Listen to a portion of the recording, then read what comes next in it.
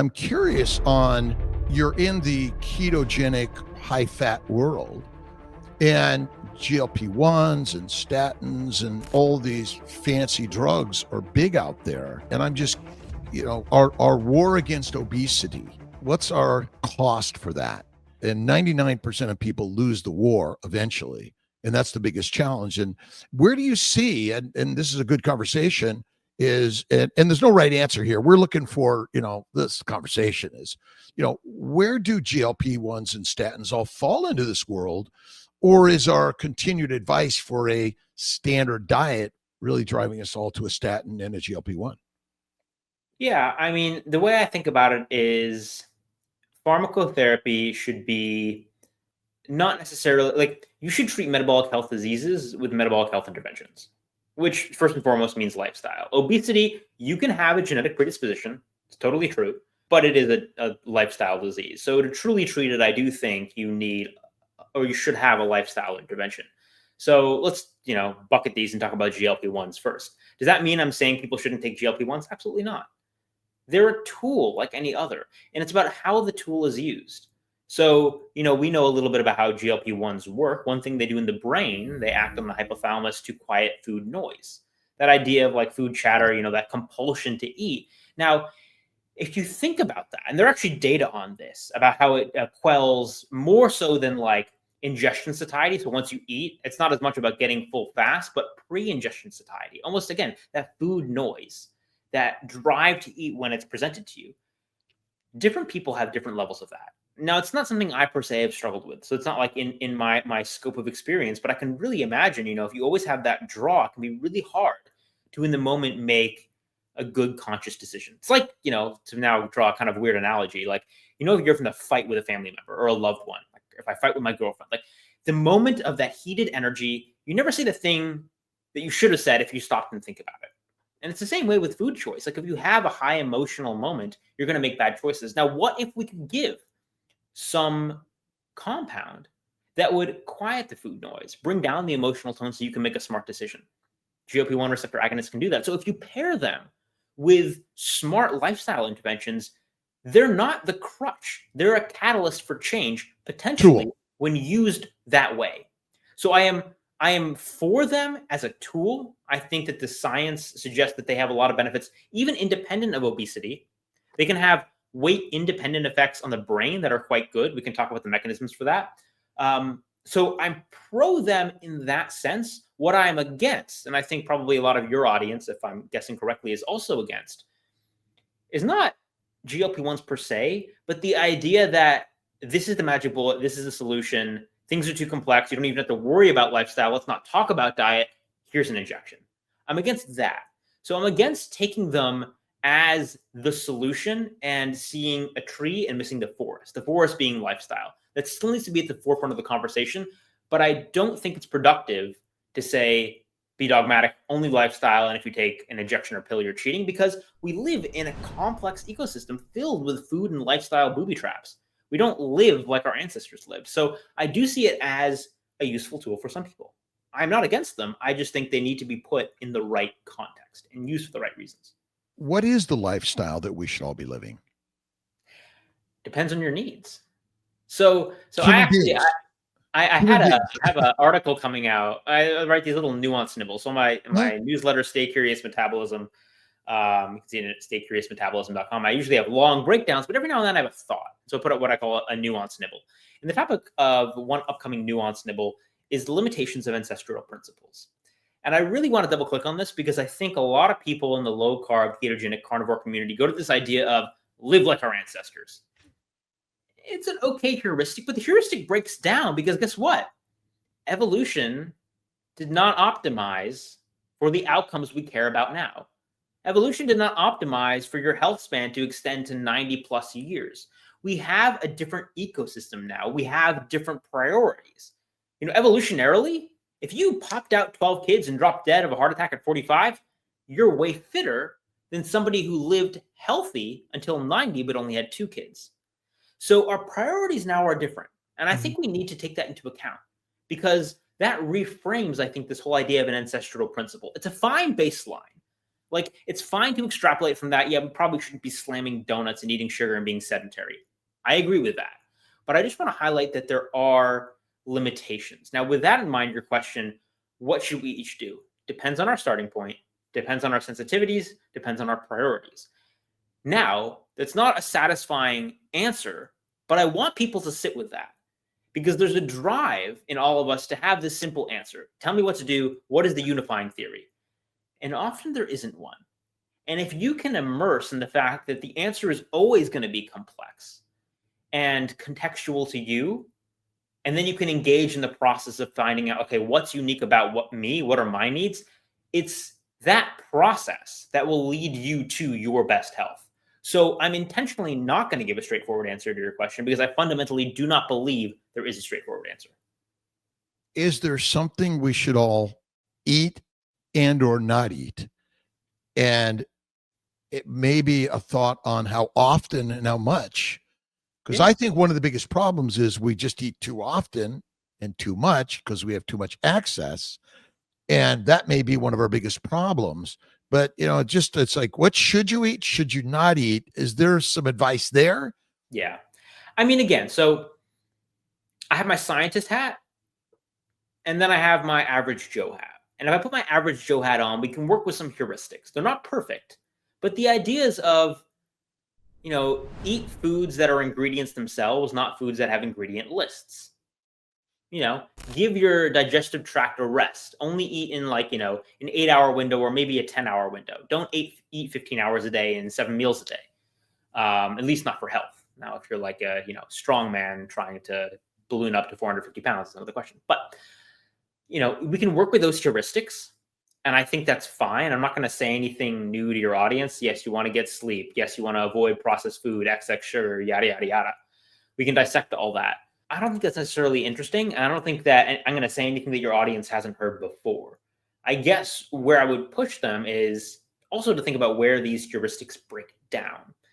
So I'll give you an example because I always like to make things more complicated. By the way, if people don't like the complicated, don't follow me. Just don't. I'm not your guy. But this is entertainment. We want to hear the average Joe Nick Norwitz's story and the PhD. All right. So all right, then let me give you an example. Let's use seed oils. It's a very controversial subject. So I'm going to give you the average Joe answer, and then I'm going to give you the PhD answer. Average Joe answer. Industrialized, highly processed seed oils, precautionary principle and common sense says avoid them. You can find something better. Simple? Easy? Simple. All right. PhD hat on now.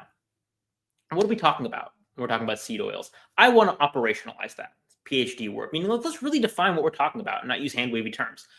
Now, people talk about seed oils as these highly industrialized oils, but then there's this logic creep. Talk about omega-6 fats. So now when I'm talking about seed oils, I'm going to kind of adopt the mindset of what I think a lot of people are thinking about, which are fats that are rich in omega-6. And the focus becomes on this omega-6, in particular linoleic acid. Maybe it's something people have heard about. And so people get into this mindset of seed oils bad, omega-6 bad, inflammatory, reduce it. And this is where I think people fall into a trap. Because yes, I think if you have, a heated oxidized oil that is, been put in a plastic bottle and sitting on a shelf, again, you can probably do better. But it's not then appropriate to extrapolate, oh, this omega-6 fat is necessarily bad for you. When you start to look at the literature, it's a lot more complex. There are signs that higher levels of omega-6 in the body might even be good for you. And so how do we make sense of that? I won't go through all the data, but let's just say there are conflicting data. And yes, you can cherry pick data from one side or another and make your case. But let's sit with the conflicting data and say, how can we work this out? Now, the simple answer to that is you are not what you eat. People say you are what you eat. You're not what you eat. You are what your body does with what you eat. Mm-hmm. And your individual context really matters on that. So I will get into specifics. Take omega-6 fat, there's linoleic acid. You eat it. What happens to it? There are so many things your body can do with it. It can oxidize it. It can put it onto lipoprotein particles that can contribute to cardiovascular disease. It can turn it into, certain harmful byproducts like 4-HNE, which also promote chronic disease, or it can turn it into ketone bodies. It can turn it into oxylipid molecules that actually help protect against perivascular fibrosis and cardiac aging. And what your body ends up doing with that fatty acid, that molecule, that information, that linoleic acid, omega-6, depends on your context. If you're sedentary, have obesity and diabetes, your metabolic milieu is going to steer it more towards the harmful pathways. If you're lean, active, and keto, and young, then guess what? You're going to use that fatty acid very differently. A lot more of it's going to be partitioned into generating molecules, say one's called 12-13 di-HOME, made in brown and beige fat, that like anti-ages your heart. Or if you're ketogenic, linoleic acid can be a very ketogenic fatty acid. It can boost your ketone levels. So what you have in this starting molecule is an ingredient that your body is going to use in many different ways, depending on you as an individual. And so I want people, they might have to listen back, but again, listen to those two different frameworks. There's the heuristic, the average Joe hat. Yes, highly processed industrialized seed oil with oxidized fats, probably shouldn't eat it. And then there's but let's talk about the compound at the root of it, the omega-6, and say if you eat it in like a raw form, like walnuts, what can your body do with it and what influences how your body uses it? So for example, if you have cold exposure, it actually turns some of the omega-6 fat into this compound I mentioned that anti-ages your heart. There are human data on this. The exact proportion of ingested, I'm not going to have a number for that, but like there are interventions that you can undertake in context that really shapes how any given food interacts with you. And I find that so fascinating. Is there a therapeutic eating habit that you think we can utilize and follow that may be helping and healing us in general? And you mentioned the linoleic acid, and let's just take like, is olive oil or some seed oils better for you, the cold pressed oils versus those that are heated in their manufacturing? Yeah, I would say on balance, the cold pressed oils are going to be healthier for you. In terms of an overall healing diet, it depends on what your use case is. Like, what are you trying to treat? I can't say there's one Well, answer for all diseases. let's just talk about metabolic disorders, because we know, heart disease, cancer, stroke, diabetes, and many others, and our metabolic disorders. Yeah.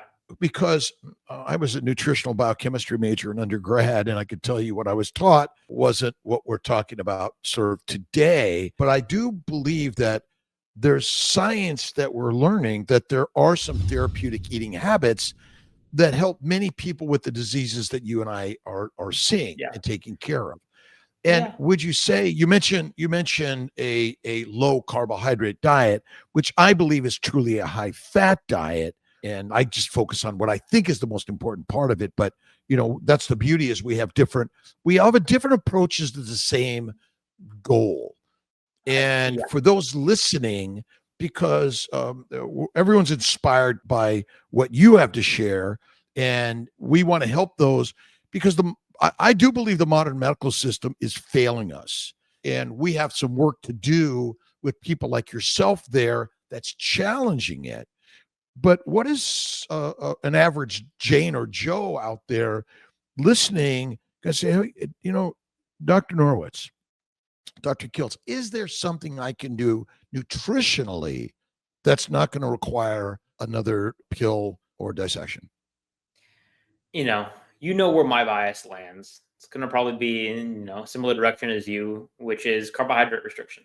Whole foods, low carbohydrate, high fat diet, I think would, for most people with metabolic health disorders, metabolic syndrome, spectrum, obesity, diabetes, I think it has the highest chance of improving your lot for most people. That, And you want my one liner, that's my answer. Well, so I'm in the market, pushing the cart. What would Nick Norwitz fill his cart with? What would I fill my cart with? High quality extra virgin olive oil. And when I say high quality, a few things to look for that would be, dark glass or metal bottle, harvest date or press date within the last kind of 2 years. It's going to be a little bit more on the pricey side. Cooking fats, so maybe some ghee, so clarified butter, better for cooking even than butter as a side point. It has, I think the smoke point of ghee is well over 100 degrees Fahrenheit more than butter, because they remove the water and the milk solids, which are some of the things that lead it to, smoke point. So that is a cooking fat. I like coconut oil as well. Olives, And cheeses. I love cheese, and I think it's perfectly healthy. So lots of cheeses. It's probably most of my grocery budget, honestly.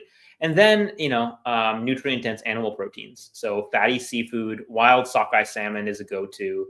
Shellfish, things like mussels, tinned sardines, I think are great. No affiliation, but Wild Planet whole sardines, skin and bone, absolutely delicious. If I'm being lazy, I'll get some like Primal Kitchen mayo, avocado oil mayo, and dip them. Great snack. Hard-boiled eggs and eggs. Eat a lot of eggs. A2 cream, which I put in a lot of things. My coffee, my A2, by the way, is the A2 casein. So there are different forms of casein protein in dairy. And A1, which is in cow dairy, can be a little bit more inflammatory. So if you look for things labeled A2, if you have a dairy problem, that might end up treating it a little bit or helping it a little bit. We can talk about the biochemistry there. Other nutrient-dense animal proteins, meat, liver. I really like organ meats, actually. So if I can find some nice heart, I'll get that. I picked up some bone marrow today, which I don't often do, but sometimes do. And Greek yogurt. I mean, those are the things, more or less.